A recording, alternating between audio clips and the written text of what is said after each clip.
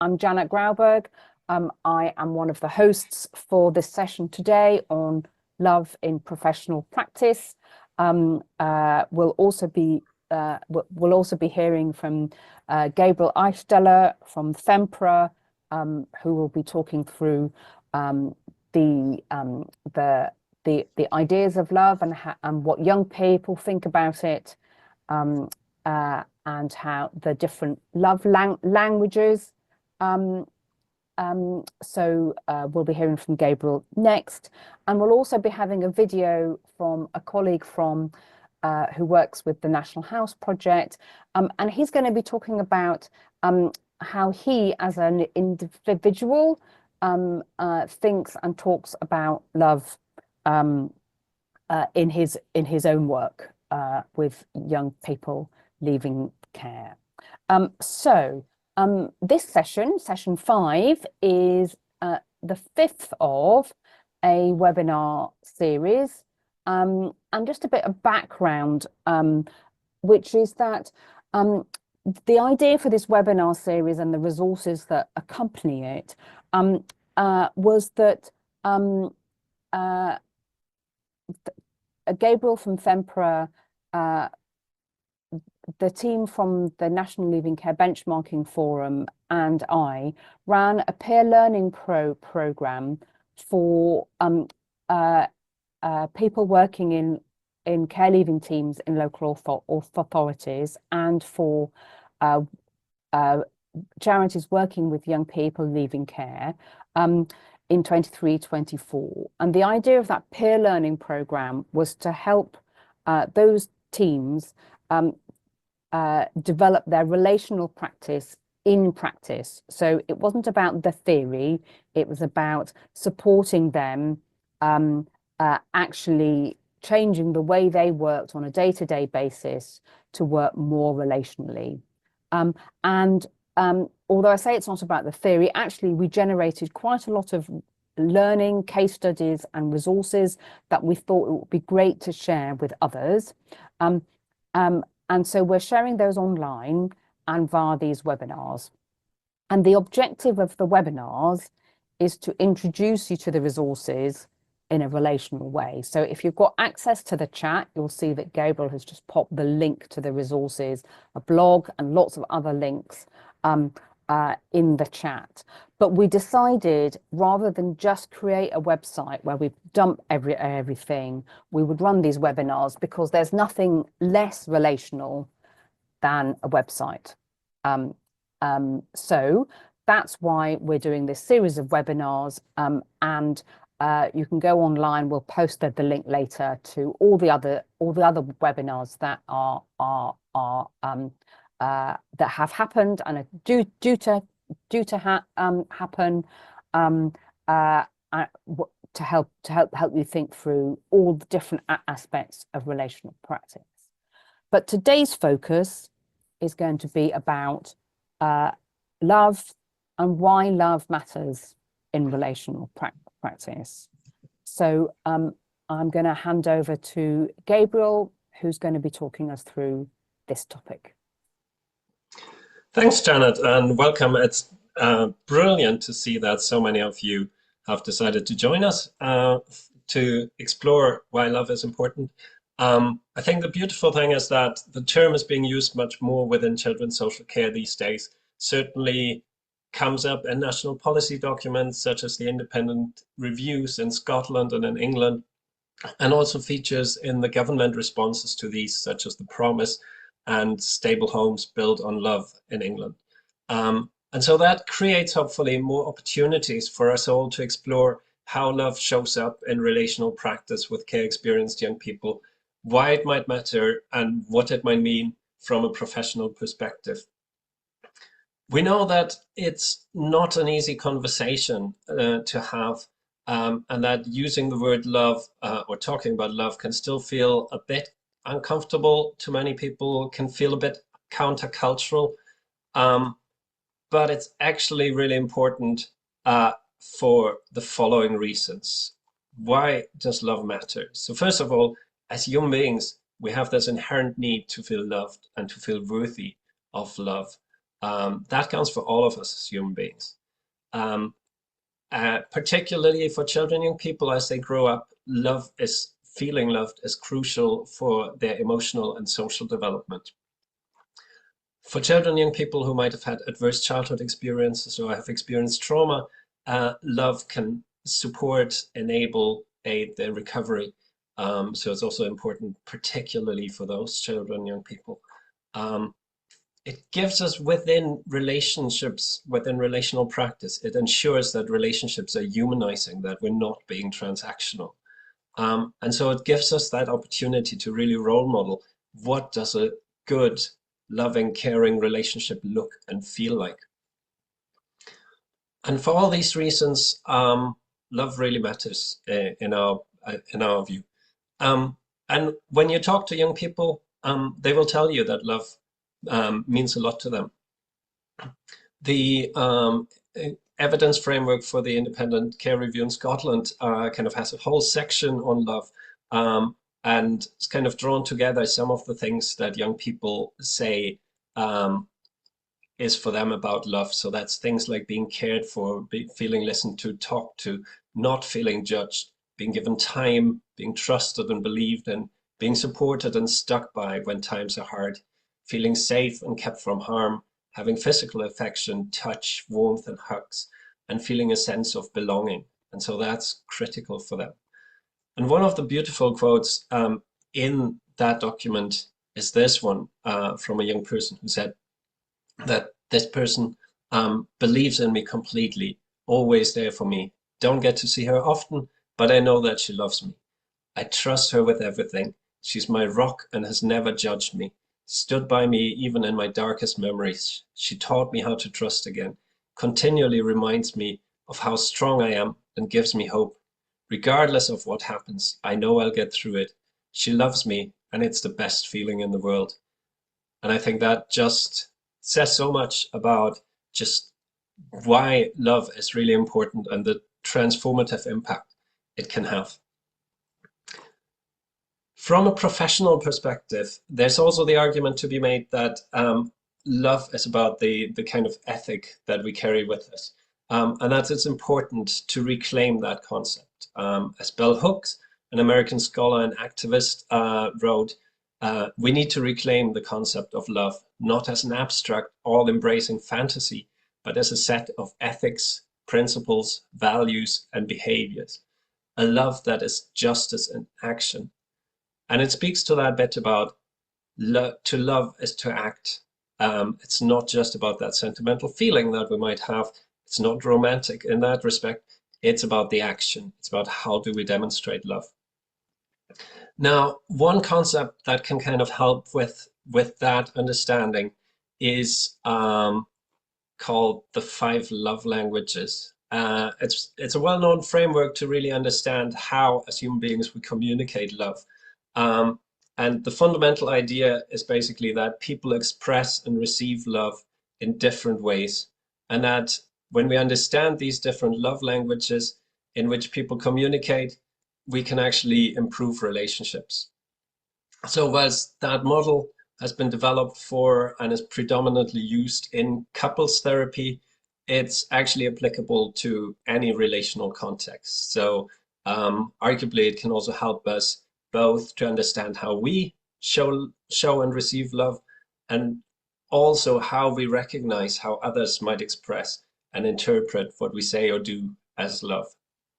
So the first one there at the top is this idea that some people use words of affirmation. So they verbally express love, appreciation, encouragement. So people who prefer that love language will feel loved when they hear kind words, compliments, affirmations. And in a professional context for a care experienced young person, this might mean that the words we choose can make them feel loved, feel valued. Obviously, they would have to be genuine words, not just something we just say off the cuff. But it could also be a small gesture like sending a text message of encouragement that will convey that sense of love, that sense of I'm holding you in mind, and I'm using words of affirmation to kind of show you that love. The second one is acts of service. And the idea here is that actions speak louder than words. For those people who feel loved through acts of service, that might mean that others are doing things for them, like helping with a task or making their lives easier or showing thoughtfulness through the effort that they put in. And in a professional practice context, this might encourage us to consider how we can show love, care, and kindness through our actions. What can we actually do to demonstrate that? It could be things like maybe baking a young person's favorite muffins or taking time out of our diary to help them paint their new flat. That could be an act of service that really shows them they are important to us, if that's the language that they understand, basically. The third one is receiving gifts, and people with this love language feel valued when they receive tangible gifts or tokens that might be symbolic, but also show that kind of thought that went into it. So that is not materialistic as such, but it's about the meaning and the effort behind the gift. So that might be something as small as sending a physical birthday card to a young person who doesn't normally receive any mail, rather than making a phone call or sending them a text message. It might be putting a more personal touch on a small Christmas gift or giving them a framed photo of your last residential so that they can hang it up on the wall and see it there every morning when they get up. The fourth is quality time, and that love language emphasizes that undivided attention that we might give to somebody. So people who value quality time feel loved when they spend meaningful time together with the other person or the other people, free from distractions, engaging in shared activities or deep conversations. And interestingly, some of the people in the chat that mentioned family and spending time with them, that kind of goes into that direction of like, actually, that's a way of showing that we love those people. So for care experienced young people, that might mean feeling that we're there without an agenda, that we're just there because we're enjoying spending time with them, or that we might play a video game together on our next visit, or go for a walk in the local park rather than just phoning them to have a conversation with them. So that bit about like we're taking out quality time that we can spend with them is important to people who see that as a love language. And the fifth one is physical touch. So this love language revolves very much about physical closeness and touch. And so physical affection is the primary way in which people with this love language would feel connected and loved. So obviously more intimate forms of physical touch wouldn't be appropriate in a professional context, of course, but there's a whole variety of physical touch that might well be sending that message to a care experienced young person that they're lovable. So that might be giving someone a hug or braiding their hair or patting them on the back or high-fiving them. Just as a couple of examples of how we can use physical touch to show someone that they matter. What I'd like to do next is show you a recorded video with Johnny Masters from the National House Project. I think love is a really important word, and it is difficult to use it because it has so many different meanings. So that we often talk about ancient Greek terminology like agape and philos and eros and different kinds of love that they talked about, and within those there are very different kinds of love. There's the sexual love of eros, there's the romantic love, there's the friendship love of philos, and there's like the unconditional love that just gives for the sake of giving of agape, and they're all different. And so when we talk about love in the context of children and young people, I think it's important that we're clear about what we mean. And I think we can be clear about what we mean by stating it. When I'm talking about love, I mean that we care for people, we turn up for them, we're consistent, we listen, we take on board what they say, all of those things, and we name that really explicitly with young people, because I think we do have to do a bit of reclaiming of the word love. particularly for some young people who have experienced love as being a word that has led to harm and pain. And people who've caused them harm and pain have used that word, and then they've experienced things that are not loving. So we do need to, and that's why I think we do need to use it, because I think if we don't use it, it actually deprives people of the use of that term in their, not just in their as they leave care, but also in their adult life. Because when, I mean, the research shows as well that when children and young people experience love in care and throughout care, they show it more adequately in their, adequately, that's the wrong word. They're more likely to show it in their adult life.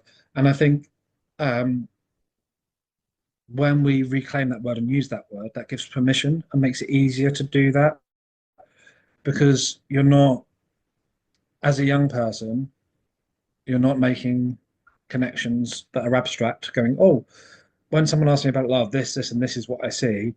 You making concrete connections that you're being told and explicitly talked about. That means you can then have those conversations about love, and you can say, oh, you love me in this way, but that person told me they love me, but they want to be my boyfriend or girlfriend or partner. And that feels different. And you can have those conversations, and that person might be 9 years old or 15 years old, whatever place they're in where those conversations need to happen. I think it's important that we allow them to happen. I always offer a hug when I see young people, and there are some young people who will always say no thanks. But there are some who will first say no thanks, and then later, as they get to know me, they'll say yes please. And some who will just be like yes please from the start, and we just like, just as a greeting, as a yeah, it's nice to see you. And I think that's a way of expressing that physical touch love that that's talked about in the 5 love languages. That's a really simple way that just expresses it, and it also expresses those elements of consent and the way that is appropriate for relationships and boundaries that I know some people get concerned about when it talks about love, because when you're offering that consent, you put those boundaries in place naturally. So one of our young people talks about professional friendship, and we use that term constantly because that professional friendship brings the sense of there has to be boundaries because people are professionals, but it's not just a professional relationship. There is a friendship there. There's a genuine care for one another, a genuine interest in one another, curiosity about each other's lives, and an authentic sharing. And I would be tempted to call that love, really. And that's what I would see it looking like. I think love is always an action. It's always a choice. So you've got an opportunity to be kind. You can choose to be kind. If you've got an opportunity to be patient, you can choose to be patient. If you've got an opportunity to right something that's wrong, you can do that. If you've got an opportunity to protect others and to trust someone, you can. If you've got an opportunity to offer hope, you can. And I think that hope thing is really important as well. And love then enacts or tries to enact that hope to be possible.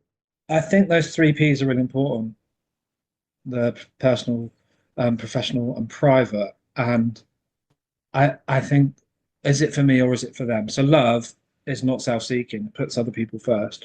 So if I'm being truly loving, I'm not doing something for my own gain or for my own benefit or for um, my own good feeling. Although lots of those things are benefits we get from being loving. Quite often we do feel good about loving. We have to recognize that, and that's something for us to reflect on and be cautious about.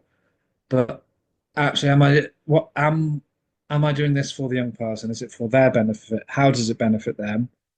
And am I doing it with their knowledge and consent, um, in a way that hopefully helps them flourish and be more connected and feel more empowered and more able to be themselves? And I think when you do that, understanding your professionalism, and as professionals, we have a knowledge of what we want young people to achieve. We want them to achieve their potential, and we understand what causes harm, what doesn't cause harm to some extent, at least. Then we can hold those all at the same time. It's quite a possible thing to do, I think. And most people will be doing something that shows love already. So most people will be listening to a young person well, they'll be prioritizing young person's needs. If you have a shift in understanding from I'm doing this because it's the right thing to I'm doing this because it's the loving thing to do, I think young people see that. We say that young people can always tell if someone's authentic. And I believe that to be true. And I think it's also true that young people can see when you love them and genuinely care for them. And when your intention is to always be loving and caring, they see that. So most of the things that most people will be doing here today will be doing stuff that is loving already. And just that little shift in understanding of what motivating me to do that and recognizing, being more self-aware that actually you do love young people, and they're not all easy to love, but love is a choice, as I said, and love is an action. Then you are being loving, and just having that different understanding in your interactions will come across. Perfect. So that was Johnny. We also have a slightly longer version of the conversation with Johnny, which is part of the blog. So if you want to hear more from Johnny, you can go check that out.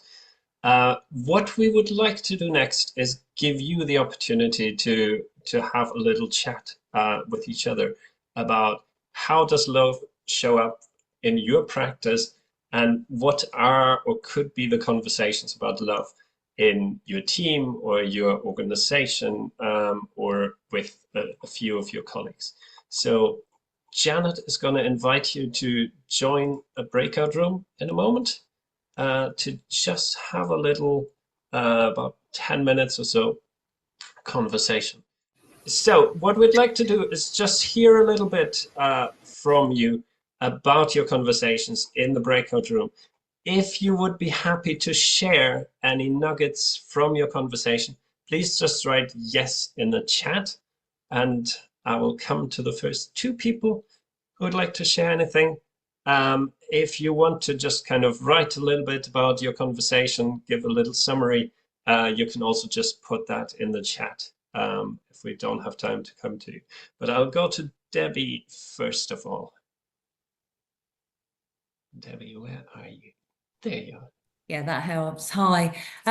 We had a really interesting, very, very interesting subject.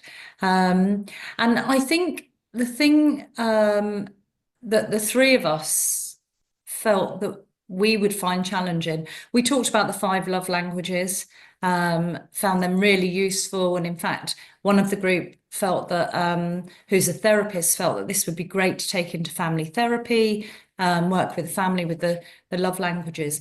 But actually using the actions of love comes naturally to probably everybody on this seminar. However, using that word love to the young people, young adults we're working with, feels less comfortable. And I guess we would like to understand more how you can use that, remaining professional. I guess the overriding thing was that we all believed, if I'm wrong, ladies, please jump in and correct me, but I think we all agreed that love is a long-term commitment, and we couldn't commit on a long-term basis with the young people that we're working with. Yeah, great point. Thank you so much, Debbie. And yeah, it's a challenge to, well, to show the love is one thing, to explicitly talk about love is another thing. I think Johnny was kind of alluding to that, about why he finds it's important that we use the term and how he uses it. So yeah, do check out his longer version as well, because it touches upon more than that, along those lines as well. Matthew, can I just come to you next, please? Hi everyone. I was just actually writing that all down there, but I'll save the time on it. So Things that have come from me from this conversation are that it's just under 16 years ago since a child I cared for first expressed that they loved me to my face. And I remember it being such a magical moment, and one which I felt relieved that I was able to reciprocate, and that it was also safe. Because when you work in residential childcare, you are aware of how much love can be used in, as a mask for, for other intentions. But feeling, realizing that it was possible, and it could be safe to express love and to feel love towards people that we care for, was so invigorating. It was such a good feeling. And then we moved to 10 years ago, when we had the SPDN in Edinburgh, where love was the theme. That felt revolutionary and exciting, to be involved in a national conversation where everyone was coming together to embrace the concept of love, and to look at how we need to include it in our environment. That you can't care for people without love and it be complete. Um, and that, looking at that and thinking about 16 years ago, 10 years ago, and today, I don't think it's something we can say we've sorted and we just move on and we go, right, we've got it. I think that we need to be having this conversation on a regular basis. We need to be returning to it, and we need to be looking at how we express love safely, and we allow love safely in caring for vulnerable people, because it is always going to be something that people feel anxiety about. And I know not everybody feels safe enough to express love, to recognize that what they do is love.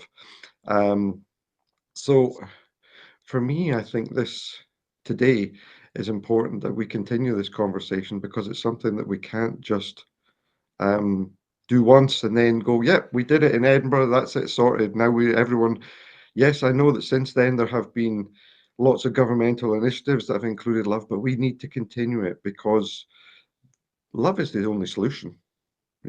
What is the Yeah. answer to all the problems in the world? Probably just love. Thanks, Matthew. And yeah, as you say, there's more there that supports us in finding ways, grappling with how could we introduce the word love, or the actions of love in our practice. So do check out the blog. Before we let you go, I'll pass you over to Janet.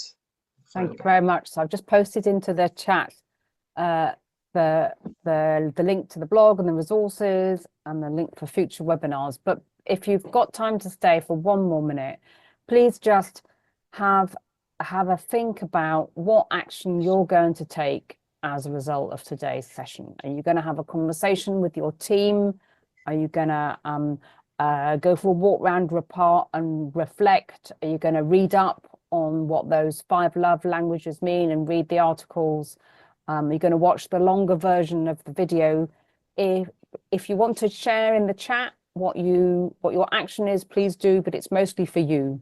And then how are you going to make sure you do it? Are you going to put a pink post-it note on your screen? That's my way of making sure that I do things. Are you going to put a diary entry in your online calendar?